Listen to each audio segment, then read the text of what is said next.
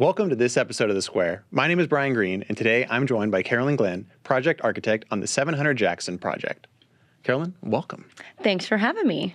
In all your life, when you were a little girl, did you think you'd ever be on a podcast talking about a parking garage? Not once, yeah. Not really what you do in your courses in school, no. Why are we here talking about a parking garage? What's the deal? Great question. It's not something that is very exciting when you hear the word garage that you would think would be worthy of a whole podcast, right? But this one is very unique in several different ways. So we were commissioned by Dallas County to build this structure for their jurors and their employees. So first off, they had a need, right? But second off, and the second part of things is that there's a whole nother layer of story to this project. And for those that don't know, just give us a context of just really quick, like where we're located, just for those that don't know. So the George Allen Courts building is downtown, just a couple blocks from here. The new site is kind of catty corner to their existing building. So it's really direct, right, just outside of the West End district, but downtown near the Omni Hotel. Yeah, I guess when you're kind of given this task of designing a parking garage, where does that even begin? Like, what are the problems you're trying to answer at the very beginning? That's exactly it. You start with questions, right? So, when someone comes and you say, we need a garage, you go, okay, and, right? Like, let's hear more. So when you start to understand what the actual needs are, apparently they're notorious for their current condition downtown where, like, they have to circle their lot over and over and over again just to find a spot. I have done jury duty down there, and I can tell you it's not great. And the traffic piles out into the street. There's accident potentially all the time. People are honking at each other. It's a terrible intersection right there as you're trying to enter in the garage. And you're doing it all at 7:25 in the morning. When you're just eager to get to work, right? So it is, cause of many people's fury downtown is the buildup that's happening there. So that's kind of where it all started, to be honest. But it's been a lot more than just that, right? So what's really cool about our partnership with the county and with the landowner and then Labora is another company that's going to be leasing spaces out of the garage, but they're occupying the city electric supply building right next door. So they'll be sharing it. But what's interesting about all the partners involved is that they're really interested in future-proofing. They understand the stigma of a garage, right? Like, every urbanist, every architect, every city lover understands that building a garage now in the 21st century is kind of looked down upon unless we're thinking about things in a broader sense. So, especially if you're building a project downtown Dallas, that land's so valuable, right? It's so valuable. It's awesome in that there's a lot of density there, so you want to make sure walkability is important. Downtown Dallas is obviously personally invested to make sure that people are moving into the city, activating the downtown environment. So there's a lot of reason why people would care. That's what's being built on this site. So what are those questions at the very beginning that you are asking the county, that you're asking the stakeholders to make sure that what you end up with is not only good, but actually serves a purpose? Yeah. So the problem with the garage, if it's built not thoughtfully, is that, when you're walking by a parking garage, it adds no value to your city experience, right? You can walk in New York City for 30 blocks and never get bored and be more willing to walk than drive your car because there's enough interesting stuff to look at throughout your day, right? City of Dallas cares about that also, right? And so do we. So walkability is huge. So whatever you're walking by or looking at as a pedestrian, how is it adding value to your experience? Are there stores or restaurants that you can stop in to make the streetscape more active? What are you looking at, right? And so what we don't ever want to design is what they call like blind walls in downtown. So you want to maximize the amount of storefront, office front, whatever it is on the ground level. So that was really important to them. And to everyone's credit on the project, it wasn't a lot to convince them why that was important to downtown. So what we did on this project is basically every linear feet of perimeter of the garage that wasn't the ramp up or the loading dock, we covered in retail. because we wanted to give as much back to the streetscape and the walkability as we possibly could. I think the argument would be made, okay, well, if you've got to have a parking garage, then let's put it somewhere else or let's put it underground. Yeah. But that doesn't necessarily solve the problem, right? Well, there's a couple ways. So if the amount of cars we were trying to fit, which is like literally like 1,200 cars roughly, 12 stories tall, it's like it's impossible to put that underground from a cost standpoint, right? And a lot of people will argue back, well, like if you put it underground, you're saving the ground level for development. And that's true. But even if you put a garage underground, you still have to cut into the ground level for ramps and loading down underground. So you're not saving the entire footprint. But so what we're doing here is we're making sure that we're giving retail spaces back on the ground level. But more important, well, I wouldn't say more importantly, in addition to that, we're also future-proofing the building so that way the development can happen overhead. Because everyone, that thinks about downtown Dallas is right, that land is valuable, right? So how do we make the highest and best use of that land? And what that means is allowing room for development overhead. So we worked with our structural engineers to design the foundations so that a potential office, residential, hotel, whatever it could be in the future, can be supported up to like 15 stories tall above this project. So when you drive by the garage, you have no idea, right, that it's designed that way, unless you just know the story about the project. So you're challenged with, let's activate this street, let's make this people friendly, let's give it, we don't want it to look, like an eyesore. Yeah. Is part of it too, maybe just like, I don't know, challenging yourself and maybe kind of asking yourself, like, what if we could do anything, is that feasibly possible? And then I guess talk to me about maybe selling the vision on that. Yeah. I think we had Bruce Mal on this podcast a while back, but one of the things he said was that architects, our job is to be optimists. And so our job in these scenarios, if, clients come with you with, I need this, right? And that's great. Happy to solve that for you. But where we come in as really valuable is saying, okay, I hear you, but what if this also, right? And so I think all of our training, all of our research, all the, stuff we see in our travels, all that stuff is really valuable in these conversations because it allows us to push the boundaries on how we can make things even better, right, for the city as a whole. So it's being confident enough to ask, well, what if, to see what else you can get out of this. So in this case, luckily, we had the partnerships already that they were willing to ask all those questions with us together. There wasn't a lot of convincing. So we asked, what if we maximize every single inch that we could and give back to the retail? We did that, right? Or, what if this building, becomes a home for all electric vehicles in the future, right? Because that's obviously developing faster and faster. What if we could also use this as the highest and best use, and then how we could could we transform this building in some way later on? So the answer to all of those was, yeah, like we can, and let's do it, right? So we designed the core, like all the elevator, stairs, all that stuff to allow for a future hotel overhead. So one of the retail spaces, if it comes out to be that in the future, we design it to be the hotel lobby. Oh, cool. So all that stuff is kind of preordained if and when we get, a developer comes on board and wants to develop this to a hotel. So I think the lesson for all of us, for all architects, is to just ask those other questions, because if we never ask, then we can never push boundaries on things, or we can never watch out for other city members or citizens and all that kind of stuff. When you talk about maximizing every square inch, but like I've been reading articles lately about how cars are continually getting bigger and bigger and bigger. Was there ever a challenge in, you're trying to save every square inch, but you talk about future-proofing. Are cars ever going to get smaller?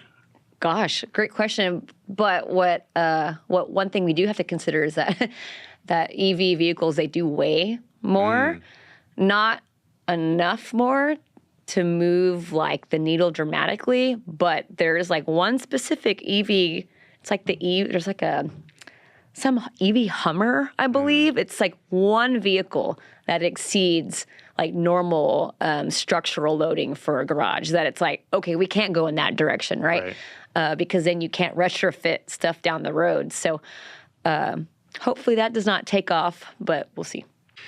I assume no one goes to school, architecture school, to build parking garages. So why even do it? You're correct. No one thinks, I want to design that kind of structure for the rest of my life. No. Is there a parking garage class?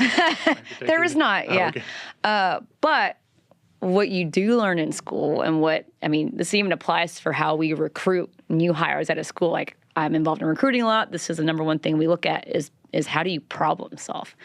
So that's literally one of the biggest skill sets an architect can offer is problem solving. I mean, if you think about all the competing forces that we have to bring in data from, absorb, analyze, resolve, and do it in a way that is beautiful, sustainable, right? We have to deal with city permitting, we have to deal with zoning, gravity, structure, right?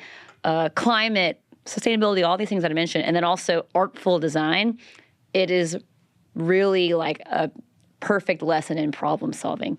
And then not only that, like I mentioned, a lot of times clients will give you, I want you to do this, right? But what makes, my personal opinion, what makes really good architects and some of the ones that I respect the most in the world are the ones that take those opportunities and realize, a building is not a building in isolation, right?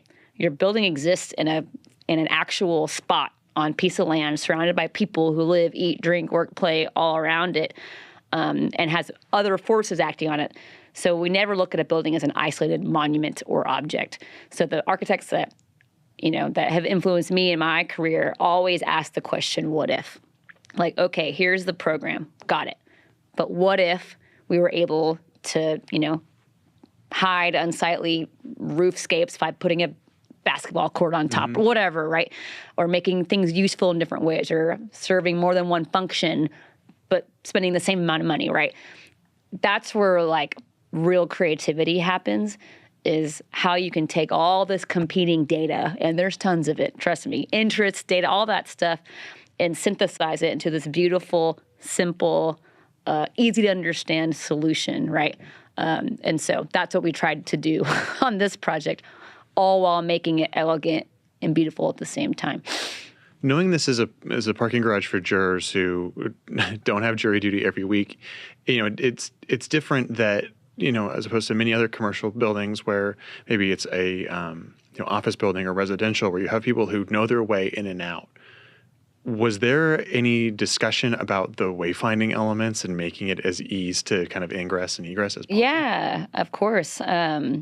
It's funny that I've heard on kind of some forums online now the building is being nicknamed the barcode, which is kind of interesting. I thought it was the ice cube. Or the ice cube. That one's everyone can choose their own in future, yeah. But we kind of think that's fun. A, it's fun, but B, that also can help people say, oh, go towards that building, right? And then also because the building is the facade panels we chose are white. We made each of the entrances this really bold, bright colored graphic at the entries that goes all the way through the ramps. And you don't really see kind of graphics that bold around downtown. So we were kind of pushing boundaries a little bit on that. But man, it makes it so easy to know, to say, go to the blue entrance, go to the orange entrance. So it also adds just a pop of playfulness and color and fun to, a Dallas that's kind of historically beige and blue. So, trying to just provide little moments of surprise, or if someone walks by, they go, oh, what's that? It's very memorable, right? Because there's not a lot of stuff around it that's as bold from a color or graphic standpoint. And I guess at some point, too, you're trying to alleviate or mitigate whatever stress. Yeah. Have you ever been to jury? Have you been called into jury duty before? I have several times, yeah. And you get this paper with all this stuff, and you're like, where am I going? Where am I parking? You're What's sweaty happening? Before you ever even enter the door. Probably You've late. only ever been you're 100% late. Yeah. And you're just hoping you make it in time so you don't, have go someone come after. Yeah, go to jail. Yeah.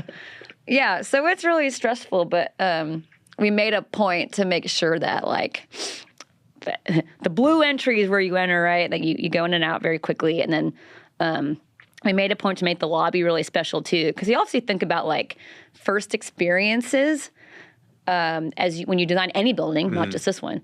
But what is the very first experience from someone coming in a car, someone walking, and what are they thinking, feeling, etc. when they go from their car to your front door? And so if you think about, being a juror is like the ultimate sign of civic duty ever, right? And so how does the very first thing they experience part of that citizenship process?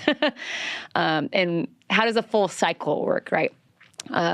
You don't want to get your juror all amped up before they go in. No one wants that. I'm ready, and I'm going guilty all the way. Yeah, no matter what it is. Yeah. Let's paint it all red, and then it will be lots of guilty sentences. Yeah, exactly. Yeah. Well, that's actually kind of interesting if color theory is involved in all that stuff too. But it's blue, so it's very calming and relaxing. Yeah. Obviously, you want to push the boundaries of design and create something that is, eloquent, that is eye-catching. How do you do that without it standing out in like the current landscape? Do you even care about that?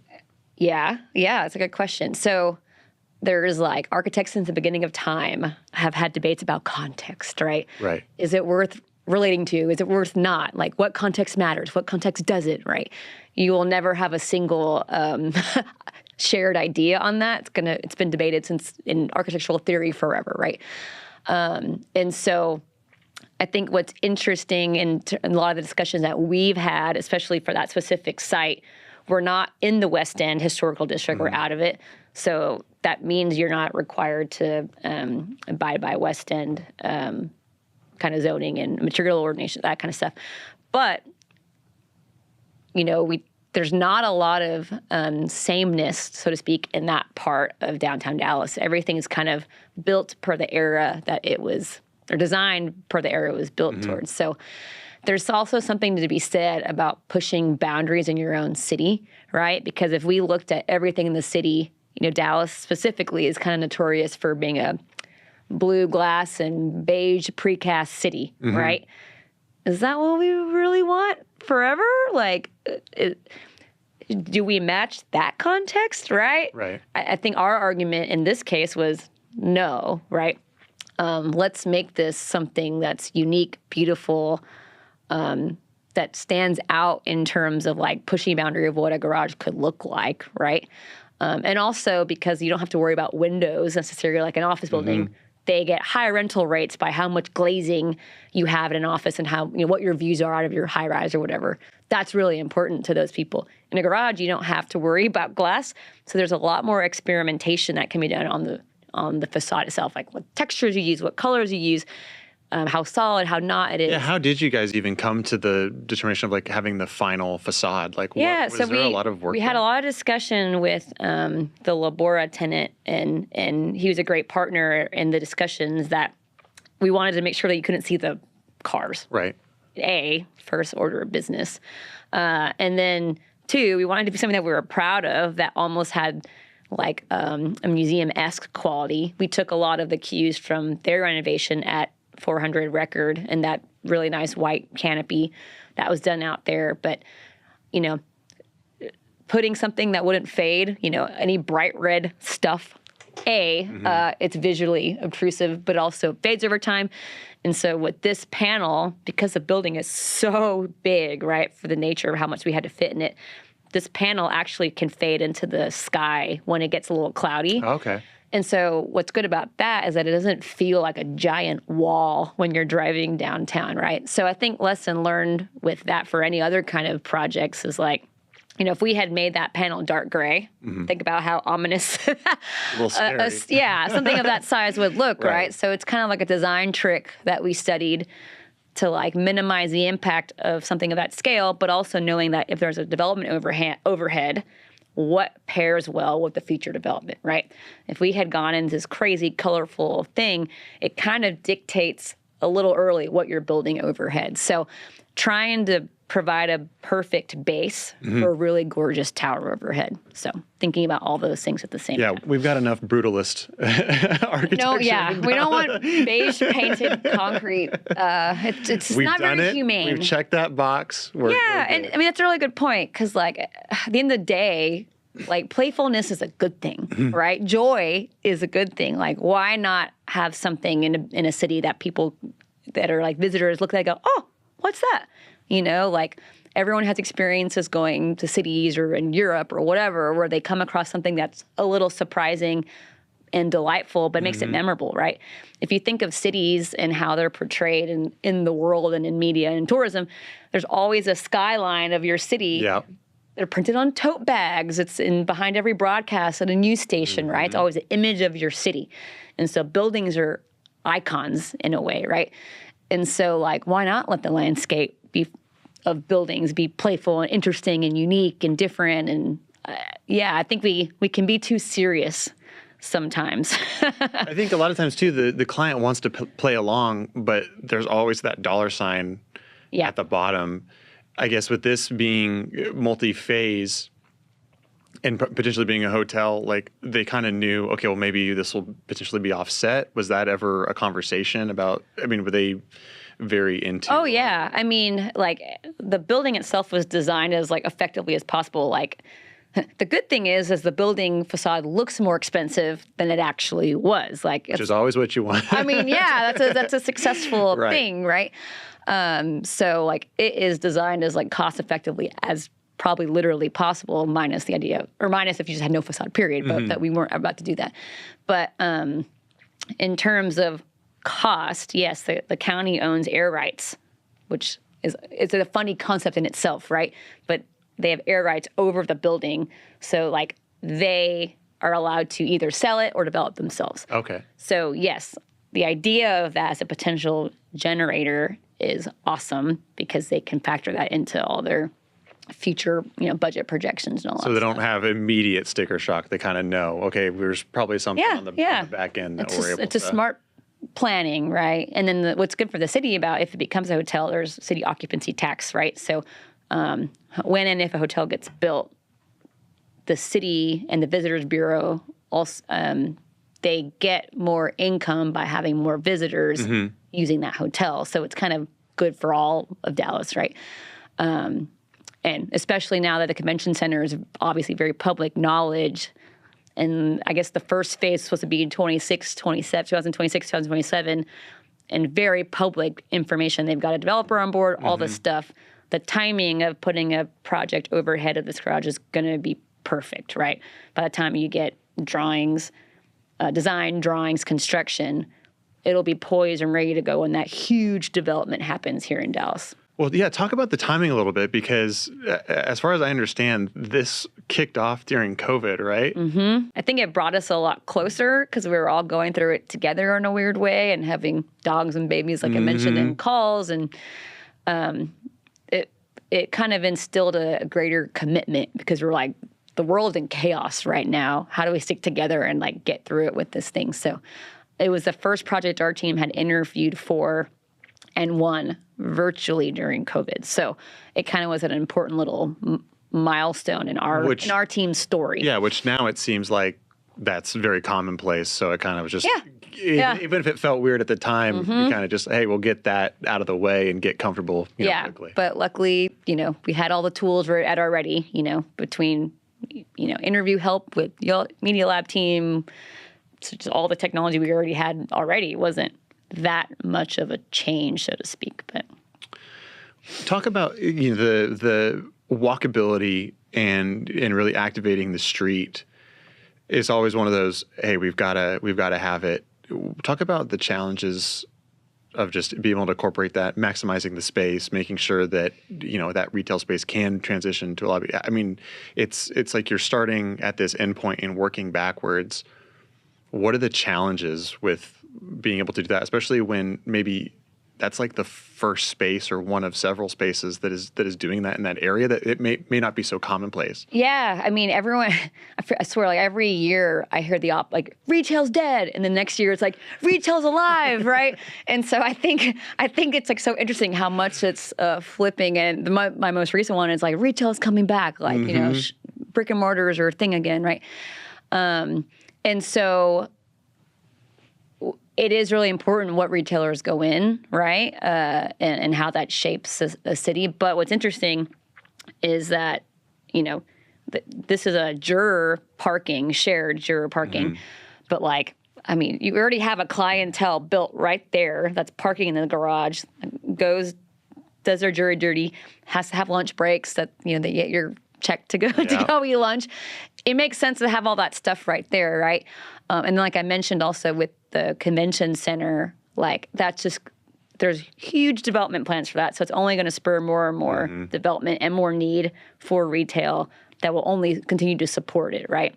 And then, you know, being in the CBD is huge, offices nearby. So it's just maximizing glazing, you know, allowing people to put their signage. Wide enough sidewalks are really important. We work with the city really hard on that to make sure we provided areas for people to put their own restaurant or their own tables and chairs and umbrellas and make it feel even more lively.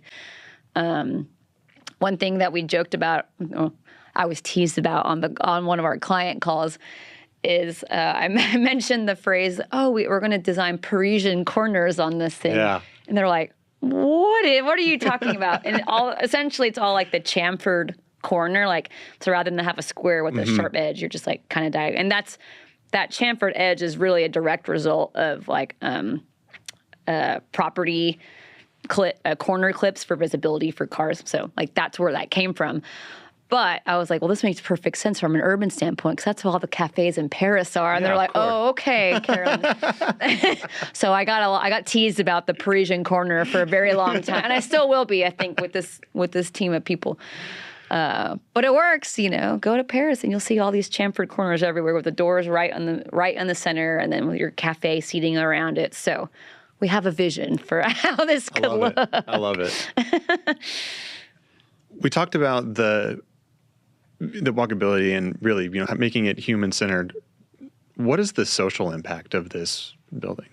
Yeah, that's one of the things that you don't think a lot about when you see a building, right? Our first judgment of a building is visual, which rightfully so makes sense, right? I'm an architect. I'm trained to judge buildings by how they look and how they feel walking by them. So that's obviously very, very important. But what isn't talked about so much is all the processes and the communities that are supported in how that building gets built and who's impacted, right? All that stuff's very invisible unless it's talked about and shared. So being a county project, you know, the county does have a certain percentage of consultants or subs that you hire to do the work to be MWBE, so minority and women-owned businesses, which is awesome. What was cool about this project is that our contractor was able to secure 60% participation, which I think the county either required 40 or 50. Don't quote me on that. But we were able to get 62% participation in minority and women-owned businesses. And that's really important, right? Like, it's very easy, someone with privilege, right, to sit and look at buildings and say how terrible or ugly they are and all this stuff or whatever, right? That's an easy button to do. What's not easy is to make sure you're supporting communities in the process, right? And making sure that, you know, we are paying subs who are owned by, you know, MWBE firms. So I'm really proud of the team and the contractor team for all their commitment to do that. They even won an award from the Regional Hispanic Contractors Association for a lot of their efforts in hiring for this project. So, you know, that's something that can't be understated how important that is, especially the city of Dallas and in the county. Like, you know, we all have a role to play in bettering our world and making more equitable world. And so that's a really important part of architecture. It just never gets talked about. One other thing I'll mention about the process and about like the behind the scenes efforts of the team was that our contractors were able to work with the Second Chance program.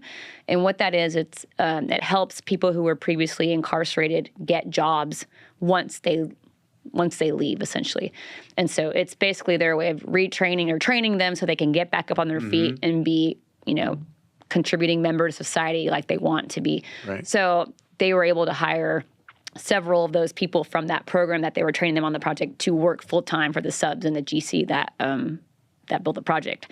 They were great. I got to meet some of them. They were amazing human beings, and they were just so grateful to be there. So it's really cool also to see how it impacts people's lives, like it's not just also hiring firms obviously important, but also just the daily life of a human being and giving them dignified work. So that's something that you just don't hear a lot about also, but very important to talk through. Yeah. What's the future of 700 Jackson right now?